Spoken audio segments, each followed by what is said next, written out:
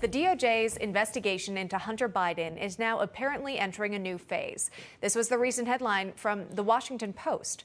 Federal agents see chargeable tax gun purchase case against Hunter Biden. It reads in part, federal agents investigating President Biden's son, Hunter, have gathered what they believe is sufficient evidence to charge him with tax crimes and a false statement related to gun purchase, according to people familiar with the case. However, there's been no indication the DOJ would pursue charges related to Hunter Biden's laptop. James Comer is a Kentucky Republican congressman, member of the House Oversight Committee. Sir, welcome, and thank you very much for coming on.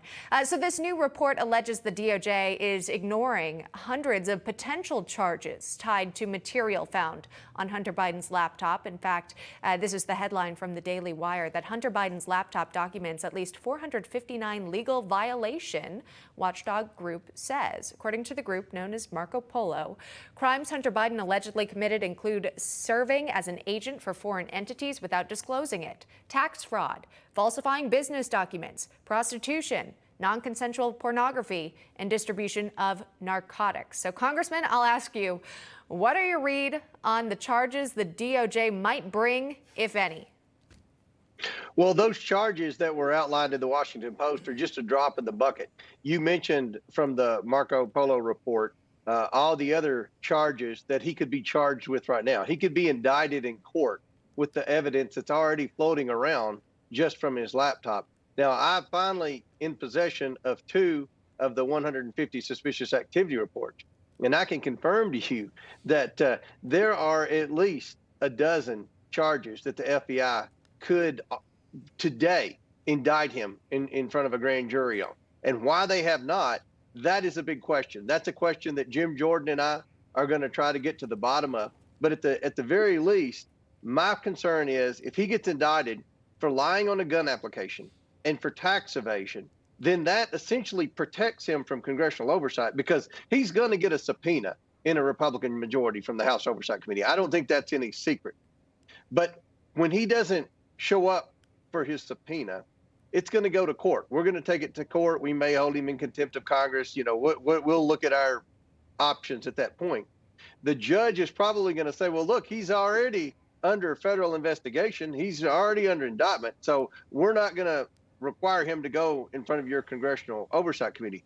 And that's disappointing, because the Oversight Committee is really the committee that's going to get to the bottom of all the wrongdoing, of all the influence peddling, not just from Hunter Biden, but the entire Biden crime family. So we need to have Hunter Biden in front of a congressional committee, and this indictment for these petty charges, that's not going to cut it. And these are still reports at this time, of course, waiting for any official action from the DOJ, whether or not they would choose to act. Speaking of action, though, we saw a letter that was published from some progressive House Democrats that has since been retracted. But initially, it wanted President Biden to take a more diplomatic approach to the conflict in the ongoing war in Ukraine. Essentially this, saying a responsibility for the United States to seriously explore all possible avenues, including direct engagement with Russia to reduce harm and support Ukraine in achieving a peaceful settlement. Again, rescinding the letter the next day, walking that back. Tell me about how this has all played out. Were you surprised to see the sort of publication of this letter and then also its retraction?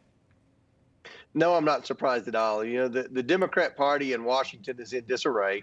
This is another example of their disarray. You've got 2 schools of thought from the Democrat conference now with respect to Joe Biden's policy in Ukraine. Both schools are critical of Joe Biden's leadership. I mean, it doesn't take a rocket scientist to see that Joe Biden's weak on the international stage, and this has put us in a compromised position. What's unfortunate is we continue to send American tax dollars to Ukraine with no accounting, no transparency, and no end game in sight. So I'm glad that the Progressive Caucus called out Joe Biden, but I'm not surprised that Nancy Pelosi got him on the phone and made him stick that letter in the shredder and redact it the next day, because, you know, Pelosi rules this conference with an iron fist. That's why the first vote that I'm going to cast in January will be to fire Nancy Pelosi as Speaker of the House. It's just so fascinating, again, to see that letter come forward. Something that, Republican lawmakers have called for. Again, just having these talks and negotiations going on, because you think of the civilian casualties during this ongoing war, and then to have it retracted just ahead of the midterms. Congressman James Comer, appreciate your time this morning. Thanks so much. Thanks for having me on. You're welcome. No crooked establishment. None of that twisting the truth. No talking down to me. Don't tell me how to think. Don't tell me how to think. Don't tell me how to think. I trust Newsmax. Newsmax. They don't tell me how to think. They Let me decide. Newsmax. Real news For real people.